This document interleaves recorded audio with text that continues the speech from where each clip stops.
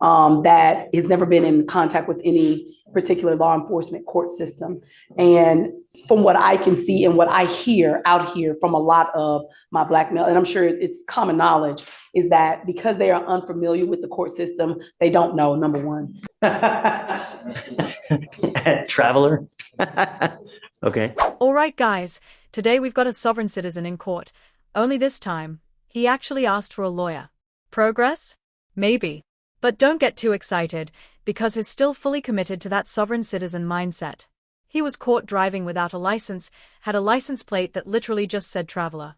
And of course, he resisted arrest. Because what's a sovereign citizen case without some unnecessary chaos, right? This one's definitely entertaining. And let me know what you think about his attorney too, because their courtroom interaction is, well, a little too close for comfort. It's just bizarre.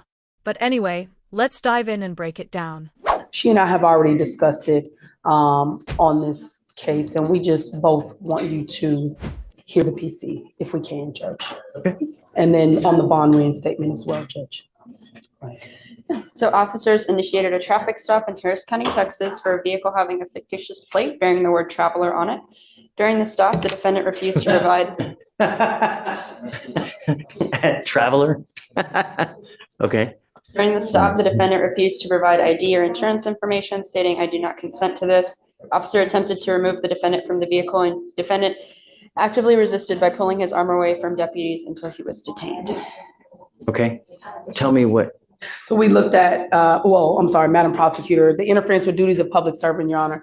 Even if my client is failing to give them that, then it is an arrestable offense. But in this situation, it is, Judge. However, in this particular situation, he didn't interfere with anything in terms of his own arrest. I can, if it was a resisting or something to that effect, I can. They're just trying to get him out of the car. I don't disagree. It's classic sovereign case where got the license plate, think that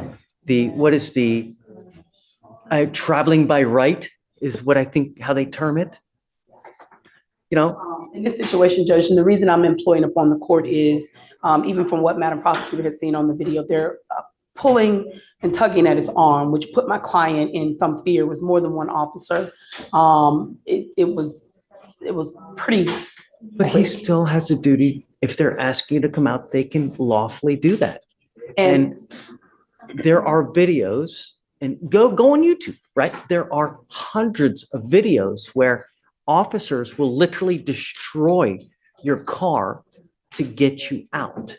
When you get into a pissing match with a person who has the power of arrest, who's going to win, Mr. Daly? We don't disagree, Your Honor. Right. You know what I mean? That's real life. We don't disagree, Your Honor. I think under the circumstances of what actually happened, it was not Mr. Daly's position to resist or to interfere. That was not. He was concerned for his safety at that point. And actually, I don't know, did you hear that on the video?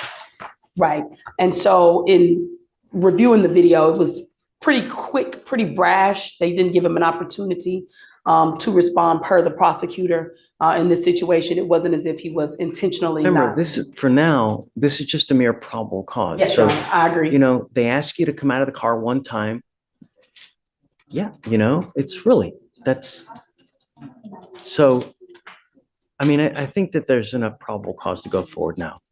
The problem is, Mr. Daly, is that we revoke your bond. Your bond is set at 2501, and you've continually failed to appear. So, the case and the way that you've treated us, it shows me that you just refuse to accept authority. How are we supposed to deal with that?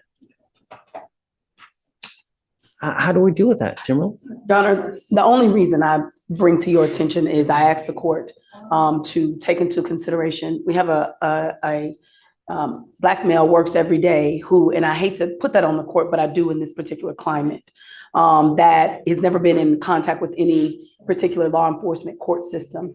And from what I can see and what I hear out here from a lot of my Black male, and I'm sure it's common knowledge, is that because they are unfamiliar with the court system, they don't know, number one. Number two, when they do come in contact with police, and my mother is assistant chief of police. So I can understand, even when I was younger, I was taught that there are certain things that you have to do with when a police officer even stop you on a speeding ticket.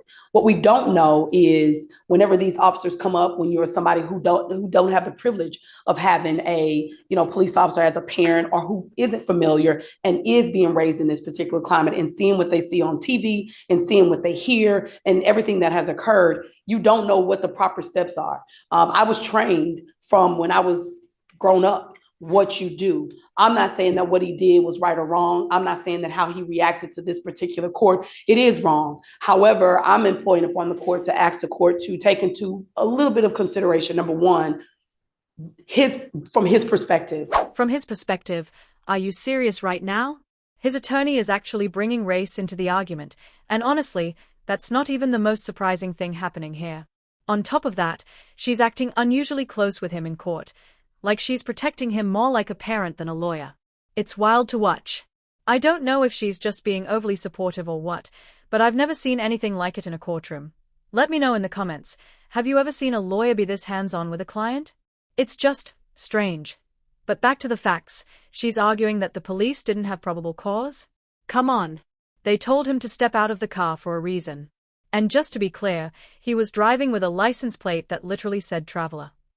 That kind of stuff raises red flags immediately. Look, I get it, sovereign citizens have their own way of thinking about the law.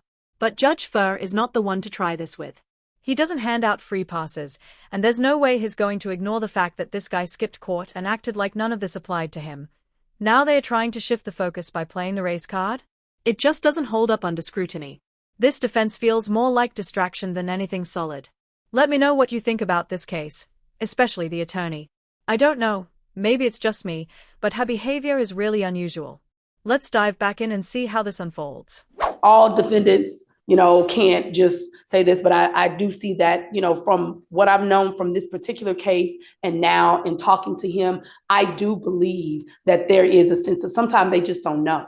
Sometimes they just don't. So I'm asking to reinstate his PR bond. I am now on the case. What you know about me, I'm a tight attorney. I run a tight ship. So, and by which of way I believe I can reach him and getting him to court and resolving this matter, which is what I talked to the prosecutor about when you were on break. It's like, let's just resolve this. Let's take care of this. I'll buy it. Yes, sir. Okay. Thank you, Judge. I'm not going to do this again, though. I promise you. I don't care whoever you have. If you flake on us again, that's 3 times. It's out. I'm not going to do it again. Do you understand, Mr. Daly? I mean, when you come to court, good things happen. When you don't show up and you continually do it, you can't expect good things to happen. Now, do you have a Texas driver's license? Not right now. You're not allowed to drive. Right. You have a bond condition and you've signed an affidavit with me today promising you're not going to drive. I don't care how you term it. Driving, traveling, however you're going to word it, whatever you do not get into the driver's seat of an automobile, a motorcycle, anything with a combustible engine where you can get on the road unless you have approval from us. Do you understand?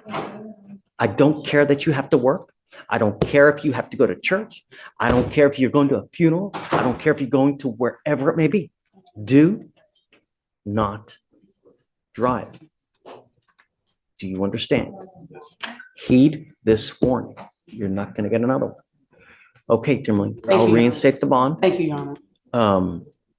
And I'll talk to her. We were going to try to talk to Chief, but it's pretty busy today. I think the case is only 3 months old, Yes, so you've got time. You can do whatever you want. Yes, sir. Thank you, Judge. Because you have a lawyer, I will waive your appearance. You don't have to waste your time coming to court now, but you must stay in touch with her and she'll tell you when you got to come back to court. If she comes back and tells me she can't get a hold of you because you're playing games or you've gone AWOL or whatnot, or you get arrested for something else, all bets off. We good? I'm not asking for much, man. Really. And for future reference, when you get into a pissing match with someone with the power of arrest, you are nearly always going to lose. It's just the way it works. And as a young black man in today's society, you got to be extra special careful because things can go really wrong really quick. And there's evidence of that over and over and over. Okay, this might be a hot take, but I'm honestly disappointed Judge Fleur didn't throw the book at this guy. I'm not saying we need to go full law and order on every sovereign citizen, but seriously, this dude skipped court, resisted arrest like it was an Olympic event, and drove around with a license plate that looked like it was made in Microsoft Paint. In most courtrooms, failing to appear can land you additional charges or even a contempt warrant. And resisting? That's a separate charge entirely. Stack that on top of whatever he was already facing, and you've got yourself a perfect case for a harsher sentence. But instead, he basically got a slap on the wrist. In my opinion, this was a missed opportunity to set a real precedent. Let me know what you guys think. Was the judge too lenient, or am I overreacting? Also, I still can't get over that attorney. Like, what was going on there? She was practically smothering the guy. I don't know her, never seen her before, but that courtroom dynamic was one of the strangest I've ever watched. It honestly came off as unprofessional. I mean, I get wanting to defend your client, but there's a line, and I think we passed it about 5 minutes in. Now, maybe it's just Texas courtroom culture? If anyone from Texas is watching, let me know if that kind of attorney-client closeness is normal, because from where I'm sitting, that was just bizarre. And let's not forget, she also pulled a race card. And listen, I'm not trying to dismiss the importance of addressing bias in the system. But in this case, with a traveler license plate and clear video of what went down, that argument just didn't land for me at all. It felt like a distraction, not a defense. Anyway, I'm wrapping it up here before I lose more brain cells watching this guy dodge responsibility. If you enjoyed the video, be sure to hit that like button, subscribe, and turn on notifications so you don't miss more courtroom chaos like this. And seriously, drop a comment and tell me what you thought about that attorney, because I'm still not over it. Thanks for watching, and I'll catch you in the next one.